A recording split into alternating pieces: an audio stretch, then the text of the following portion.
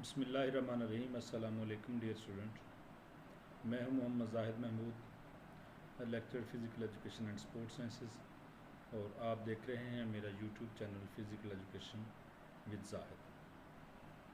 तो today we discuss about the qualities of good coach, कि एक कोच के अंदर कौन कौन सी जो क्वालिटीज़ होनी चाहिए, या जो अच्छा कोच है उसके अंदर कौन कौन सी खसूसियात होनी चाहिए।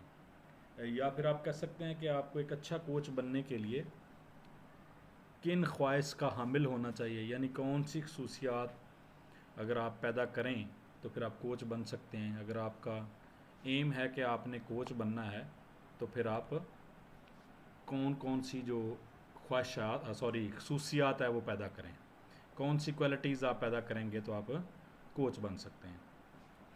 तो जिस तरह एक अच्छे टीचर के लिए ऑनेस्ट, मुखलिस, पंक्चुअल होना ज़रूरी है, इसी तरह एक कोच के लिए भी ये तमाम एक अच्छे इंसान और एक अच्छे टीचर की खसूसियात मौजूद होनी चाहिए।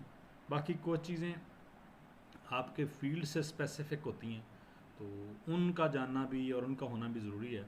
तो हम चलते हैं जी अपने टॉपिक की तरफ, नॉलेज ऑफ स्पोर्ट्स।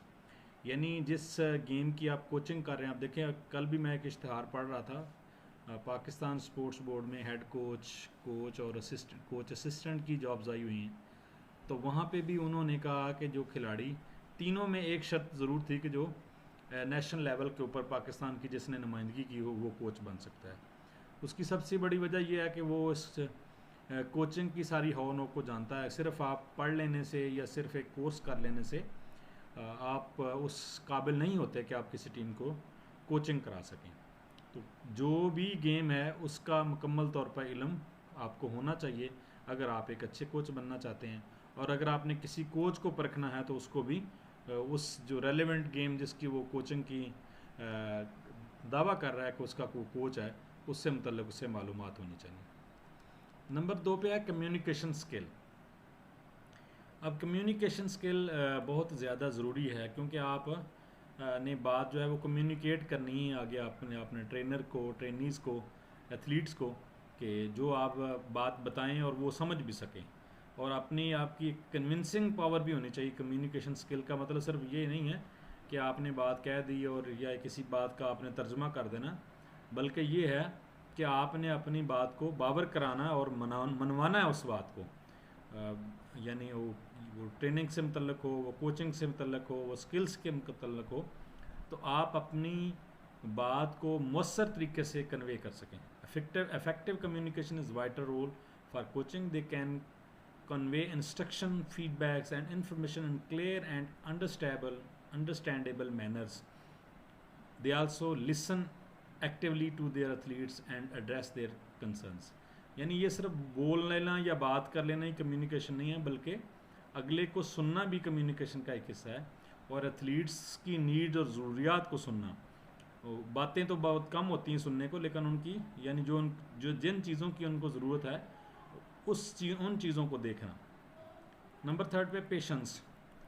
ये पेशेंस तो वैसे आप ज़िंदगी के आप किस हिस्से में भी हैं, ज़िंदगी के किसी शोबे में हैं, तो पेशेंस आपकी अच्छी ज़िंदगी का लाजमी हिस्सा है। अगर आप बर्दाश्त नहीं कर सकते, आप तहम्मुल का मुजाहरा नहीं कर सकते, तो आप कहीं पे भी, घर हो, ऑफिस हो, कहीं आप ऑफिस होल्डर हैं, यानी आप कहीं आप बॉस हैं तो कहीं आप जूनियर हैं, मातहत हैं, तो किसी सूरत में भी आप अपने अच्छे तरीके से ऑफिस को रन नहीं कर सकते अगर आप पेशेंस का मुजाहरा नहीं करते। तो कोच के अंदर पेशेंस होना भी ज़रूरी है, ताकि जो भी मामलात हैं कोचिंग के, उनको अच्छे तरीके से चलाया जा सके। और adaptability. A good coach is a flexible and able to adapt their coaching style to suit the needs and abilities of different athletes. यानी कुछ लोगों के अंदर जो है ना अडॉप्ट करने की अहलियत नहीं होती, या वो किसी को अडॉप्ट नहीं कर पा सकते, यानी उनकी तबीयत और नेचर के अंदर फ्लेक्सिबिलिटी नहीं होती। फ्लेक्सिबिलिटी भी बहुत ज़्यादा ज़रूरी है। मतलब आप बिल्कुल अकॉर्डिंग टू लॉ अगर चलेंगे तो फिर बहुत सारे मसाइल आप अपने लिए ख़ुद पैदा करेंगे। तो यहाँ पे ज़रूरत बाज़ सिचुएशन के मुताबिक, जिस तरह हमने कल पढ़ा था सिचुएशन लीडरशिप, सिचुएशन स्टाइल था कोचिंग का, तो बाज़ का ऐसी सिचुएशन भी आ जाती हैं जहाँ पे आउट ऑफ द वे जाके भी आपको कुछ ना कुछ करना पड़ता है एथलीट्स के लिए, उसकी ट्रेनिंग के लिए, कोचिंग के लिए। Motivational skills. मोटिवेशनल स्किल्स इसलिए ज़रूरी हैं कि आपने किसी खिलाड़ी को अगर तैयार करना है तो उसमें उसकी कारकर्दगी के साथ साथ उसकी इनर जो ख्वाहिश है वो ज़्यादा अहमियत रखती है। यानी वो कोई भी शख्स जो एक तो फिज़िकली आपने उसका कोई भी स्किल पे काम करना है कोच ने, लेकिन उसके साथ साथ उसको साइकोलॉजिकली उसको इमोशनली भी उसने इसके लिए प्रिपेयर करना है।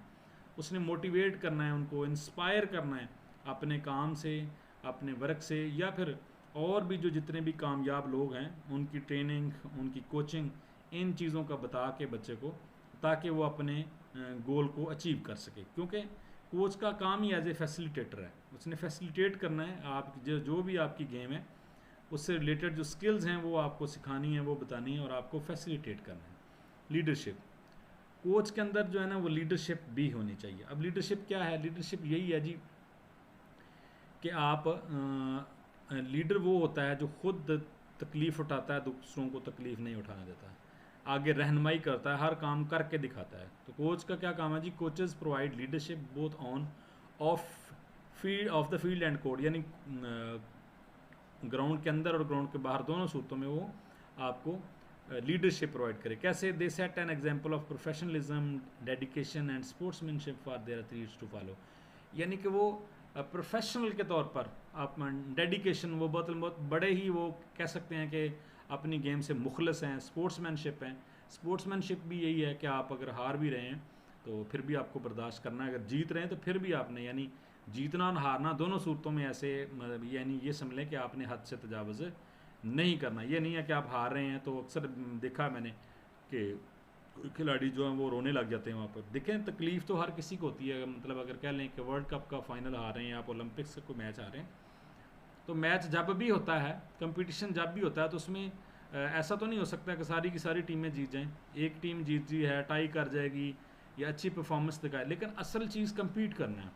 अगर आप कम्पीट करके हारे हैं तो उसमें कोई आपका उसका दुख और मदावा नहीं होता, यानी ये कोई परेशानी नहीं होती, तकलीफ़ नहीं होती। लेकिन अगर आपने कम्पीट नहीं किया, वन साइडेड मैच हुआ और आप रो रहे हैं, ये परेशान हो रहे हैं, तो फिर ये बुरी बात है। तो यहाँ पे लीडरशिप आपको ग्राउंड के अंदर भी दिखानी है, बाहर भी दिखानी है। आपको एक बहुत ही बेहतरीन इंसान पैदा करना है। कोच सिर्फ गेम का ये नहीं है कि गेम की सिर्फ स्किल्स बता देना, उसके साथ साथ गेम के बहुत सारे, गेम में इन होने से आउट होने तक बहुत सारे मराहल हैं, वो सारे के सारे आपको सिखाने आने चाहिए। टीचिंग एबिलिटी, कोच जहाँ तक एक टीचर भी है, यानी बहुत सारी चीज़ें उसने आपको करके दिखानी है और उससे ज़्यादा आपको उसने बताना है। टीचिंग एबिलिटी क्या होती है जी?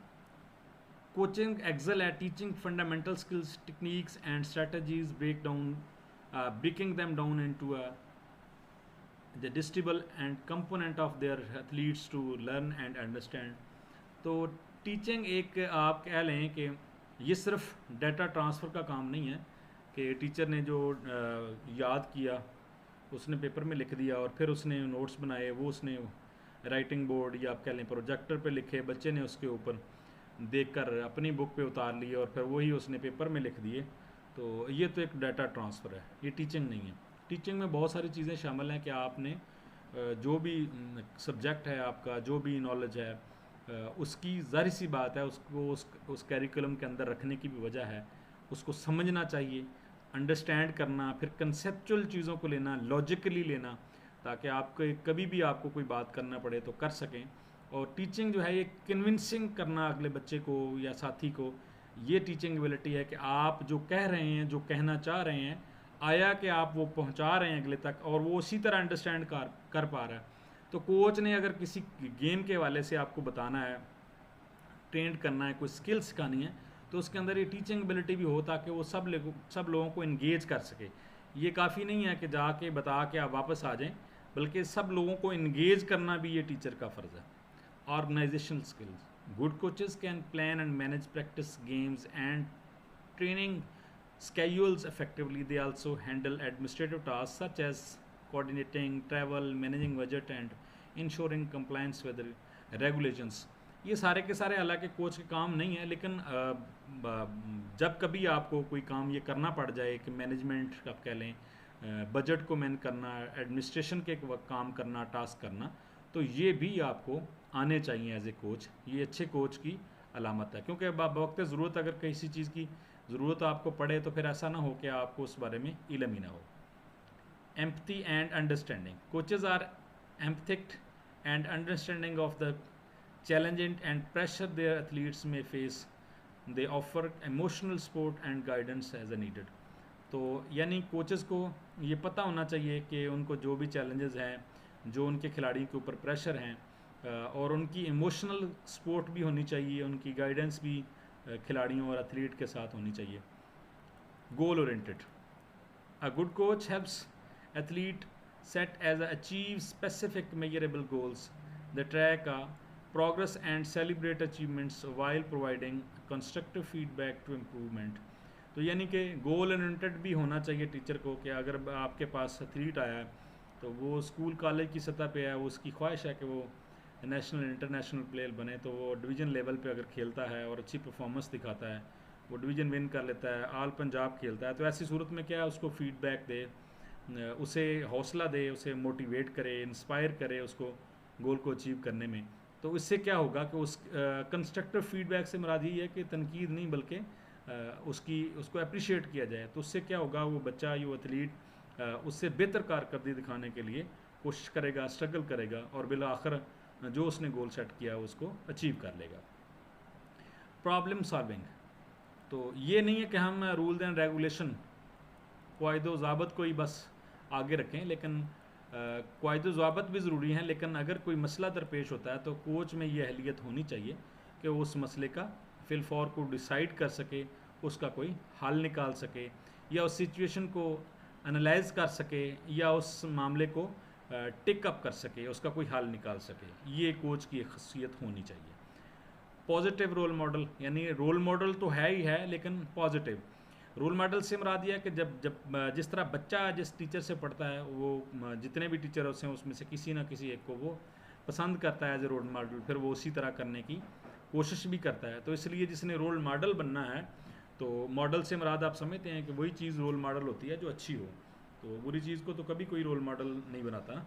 तो इसलिए आप जो कोच है उसको रोल मॉडल बनना है, और पॉजिटिव यानी जिससे बच्चे की कारकर्दगी बेहतर हो, ना कि नेगेटिव।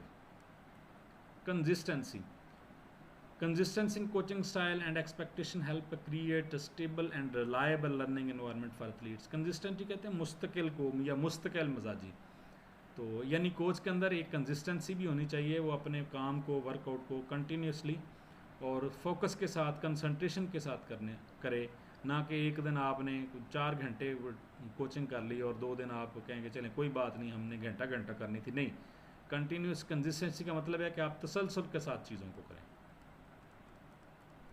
अडाप्टेशन इंडिविजुअल नीड्स, तो वो उसमें ये खासियत भी होनी चाहिए, जिस तरह हमने इंडिविजुअलिटी का प्रिंसिपल पढ़ा ट्रेनिंग का, कि हर इंसान दूसरे से डिफरेंट है। तो एक ही चीज़ जो है ना, एक ही रूल्स, एक ही ट्रेनिंग सब लोगों पे लागू करना, या हर इंसान दूसरे से डिफरेंट है। तो कोच के अंदर ये भी थोड़ी सी फ्लेक्सिबिलिटी है कि वो इंडिविजुअल्स की नीड को समझते हुए उसको अडेप्ट कर सके और उनको फिर मुनासिब कोचिंग दे सके। कंटिन्यूस लर्निंग, कंसिस्टेंसी में हम पढ़ चुके हैं कि लर्निंग का अमल जो है वो कोचिंग का हो, टीचिंग का हो, या एज ए स्टूडेंट हो या एथलीट हो, तो ये इंसान की पैदाइश से लेकर मरने तक जारी रहता है। कोई शख्स भी अगर कहे, अगर दुनिया आपको अच्छा जम समझती है तो आपकी खुशकिस्मती है, बाकी कोई इंसान भी हरफ आखिर नहीं है, और इल्म की कोई कैद नहीं है, समझने, सोचने, बूझने की, और यानी कि आला से आला चीज़ों सोचने की, अच्छे ख़यालात की कोई कैद नहीं है, और ना ही कोई उसमें ये कहा जा सकता कि ये इंसान हरफ आखिर है, इससे आगे कुछ नहीं है। बहुत अच्छे लोग हैं और बहुत अच्छे कोचेस भी हैं, लेकिन वो भी ये बात ना समझें कि हम ही सब कुछ हैं।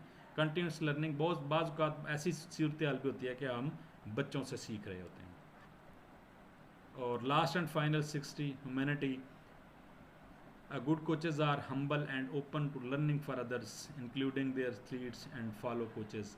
तो कोच को थोड़ा सा हम्बल होना चाहिए, पोलाइट होना चाहिए बच्चों के साथ।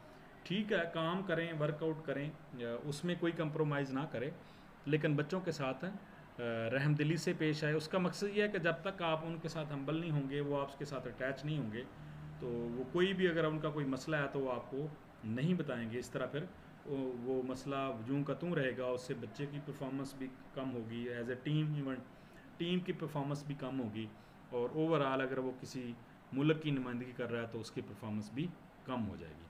तो ये था आज का हमारा टॉपिक। इंशाल्लाह नेक्स्ट किसी और टॉपिक के साथ आपकी खिदमत में हाज़िर हूँगा। तब तक के लिए अल्लाह हाफ़िज़, अस्सलाम वालेकुम।